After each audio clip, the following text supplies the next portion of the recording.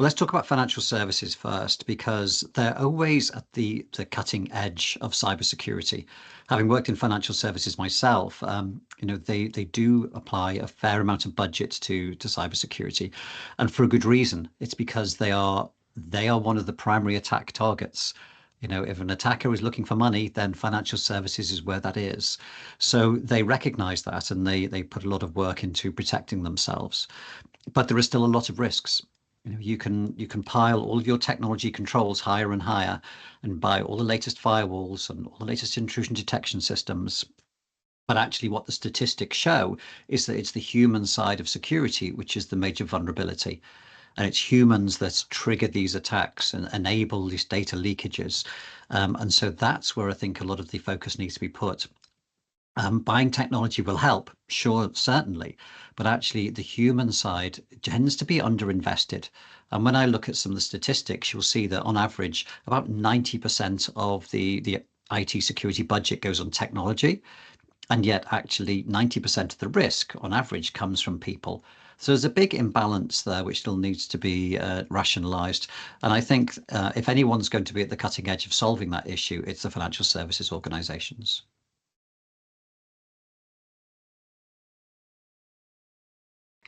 New types of cyber threats. I'm not sure there's ever a new one. What you do see, however, is you see a constant evolution. So you will see that the existing threats will actually evolve and change over time. So obviously, I focus mostly on the human side of security.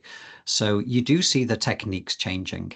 So a couple of years ago, it used to be just all macros within Excel worksheets, and then Microsoft banned macros, and so that attackers had to change. And so then you started to see them having attachments with the PDF attachments with a link in them, or you started to see links directly to OneDrive or SharePoint, and the malware was actually kept in the Microsoft cloud. Now what we're seeing is an evolution towards, well, there's several evolutions, but one of them is actually to have no content at all, no malicious content at all in the email. So they'll send you an email and they'll actually say, you have won a prize, or you're about to be cut off, or you're about to be taken to court. Please phone this telephone number. And so you phone the number, and then as part of the conversation, they then direct you to a web page or send you an attachment. And so that basically is a concept we call pretexting. So they're extending the trust chain. So we've always told people, be very careful. If you receive an email that you're not expecting, then be very dubious. But actually, if the attackers can spread that trust out and actually have a text message and then a telephone call with you, when they do send you the piece of malware, what you find is that people will click on it at a much higher rate.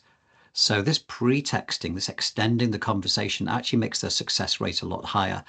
And so we're seeing a lot of that these days. Over the past year or two, we've certainly seen pretexting growing a huge amount.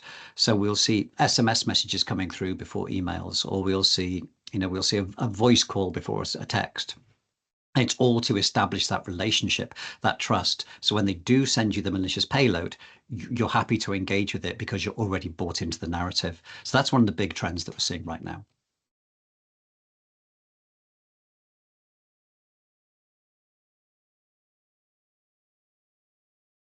So we need to effectively empower people to become a human sensor network effectively, because people, although they've been described occasionally as your weakest link, because that's a phrase that's constantly used, and it's a phrase I really dislike. People are not your weakest link. People are your primary attack surface. That's what attackers are attacking, and people do the best they can with the resources they have. So if they haven't been trained in what to look for and the types of threats that are out there, then they will engage with this content because they're incentivized to act differently. They're not incentivized to do security as their number one job. If you're working in a factory, then your number one job is to actually keep that factory production line moving. If you're in HR, then perhaps your job is to open CVs that are sent to you. Security is a secondary thing for them.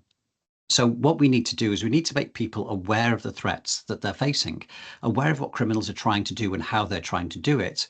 And then we need to encourage people to engage with security and see security as a valuable thing for the organization. And once they understand all these elements, then they can actually become one of our greatest assets. they can become this human sensor network who are constantly looking out for threats and then letting us know when they see them. And being suspicious enough when they see content to go, this looks weird, this looks strange, I'm going to report this. And that would be a huge benefit to every organization. It's not just about the technology, it's about the people, because that's what attackers try and attack. So if we can engage the people, if we can build up their skills and their abilities, then they'll be one of our greatest assets.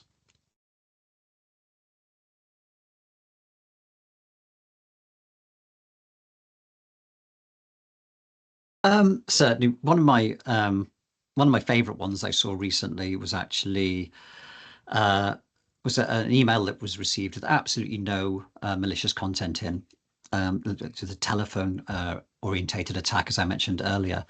And that was basically saying, you have won Justin Bieber tickets. Please phone this number to get your Justin Bieber tickets. And so that was the initial law. And so many people would fall for that. Some people would go, I really want Justin Bieber tickets, count me in. But actually, there were several other laws underneath. Another one said, if you haven't actually asked for Justin Bieber tickets or asked to be in this draw, your identity may have been cloned. Please phone us on this number and we'll sort that out for you. And so there was a secondary law in there. And then there's a tertiary law in there as well, which basically said, we are going to charge your bank account $20 to hold these tickets for you. If you don't want the tickets or don't want this $20 cost, then phone us here. So they've got three laws in one email. And it's one, you want to win tickets. Two, you don't want to lose any money. And three, your identity may have been cloned. So they're going to catch you on one of those. And it all takes you down the same route to phone this number. And you can guarantee that you phone the number and the action on the back of that will be, oh, go to this website or open this Excel spreadsheet, fill it in for us. And that's where the malicious content will be. So there's real content like that, but you see all sorts of other content out there as well. You'll see. I saw some content that was attacking NATO just after the Ukrainian invasion. And it was talking about the refugee crisis, and it was really pushing those emotional buttons. So it was targeting people within NATO, saying refugee crisis statistics, attached. See this link, and yet it was a malicious content trying to lure those people in. So there's lots of attacks out there like that. But when these attacks actually come through, they can have devastating effects. So Colonial Pipeline is an oil pipeline in the US that I'm sure you've heard of, because a couple of years ago, I think it was 2021, it actually failed, and the whole of the east coast of America was running short on fuel, causing a crisis. That was all down to ransomware triggered by a phishing attack, triggered by somebody clicking on some content in an email. So a really simple action like that can have devastating consequences to an organization. So these examples are all over the place, at all different sort of sizes and scales and techniques, but it's definitely the primary attack. If an organization, if an attacker wants to break into an organization, it's the people they look at. That's where they go first.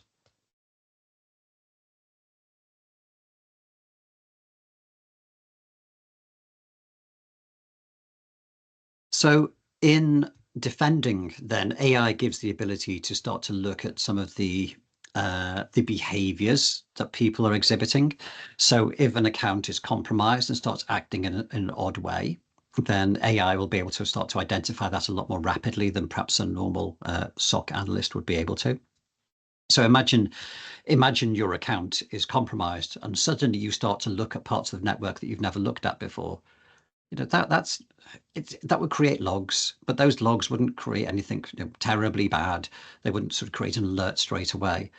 But an AI will be able to analyze that and go, oh, hang on a second. Marina is now looking at parts of the network she's never looked at before. She's now looking at things in the finance team's folder, or she's looking at different parts or different types of data that she's never expressed any interest in before.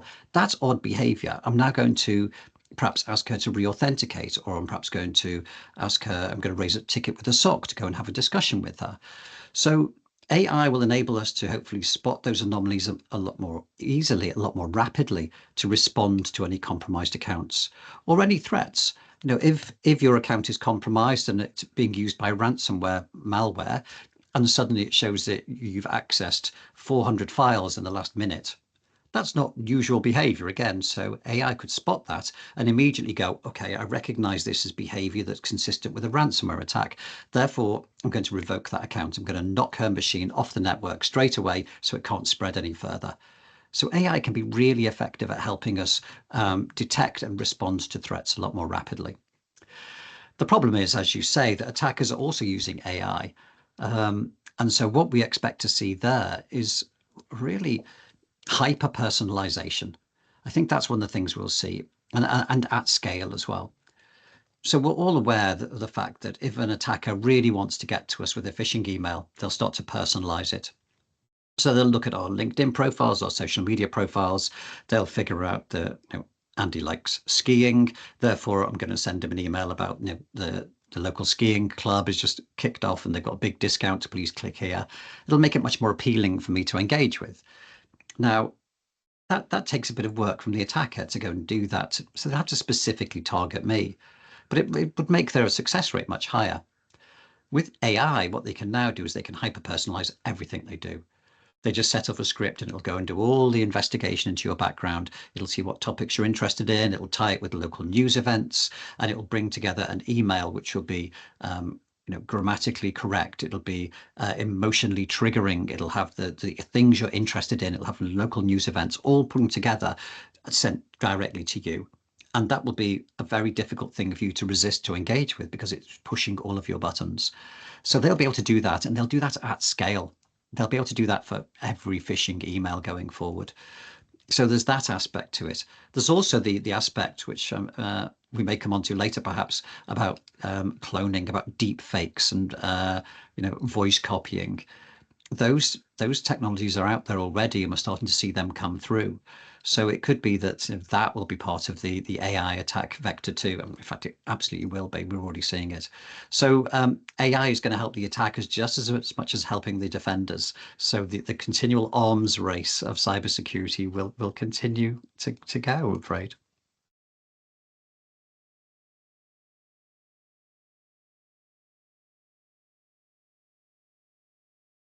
Interesting. Where does it go next? It's a difficult one to really answer because there are so many different aspects to cybersecurity. Technology is now wrapped into every process, every part of society, every organization is all entirely dependent on technology and therefore dependent on cybersecurity to enable it to keep going. So in terms of criticality and importance, it will only continue to become more important. So we'll see this continuing investment in cybersecurity, continuing need for skills and for people to come in and help out in this area. So it's not going anywhere at all. One of the key things I'm interested in is how regulation develops in the future, because I think a lot of regulation is relatively generic. And so that does allow organizations to interpret those regulations in the way that they want to. And a lot of the regulations just say, identify your risks, treat your risks, audit to make sure you've dealt with your risks, and then tell us if you have a problem. And that's sort of the core components. What I'd like to see is regulation becoming something that's fit for the future, something that can be a bit more specific and yet can still be updated and kept in line with the different technologies that people have. And that's going to be difficult to do. But that's a challenge I think we see that the regulators need for the future to be able to provide better advice, more specific advice that really helps organizations manage their cyber risk. And that may happen in partnership with insurance companies who provide cyber liability insurance and get much better detail, granularity of detail about what the threats are and what controls are really effective. But that's an interesting space to see. And I think NIS2, which is a regulation that's spreading across Europe right now, is a good step in the right direction. But it really doesn't move the dial terribly far. So I'm interested to see where that goes. In terms of technology, I think I've mentioned already, we'll see attackers becoming more effective, leveraging AI in terms of deepfake, in terms of hyper-personalization and scaling their attacks. So we'll see those attacks growing, and we'll see defenders using AI to try and keep the balance in place and keep the impacts low. But unfortunately, with our societal dependency on technology, there's always a risk that one of these attacks will get through and we'll see another catastrophic event like the Colonial Pipeline impact, which may impact critical national infrastructure in one or many countries. So it's a mixed picture for the future, unfortunately. But as cybersecurity professionals, will keep on being out there, fighting the good fight and trying to educate people to make sure they know their part in this whole ongoing conflict and how they can help protect our organizations and our society from these threats.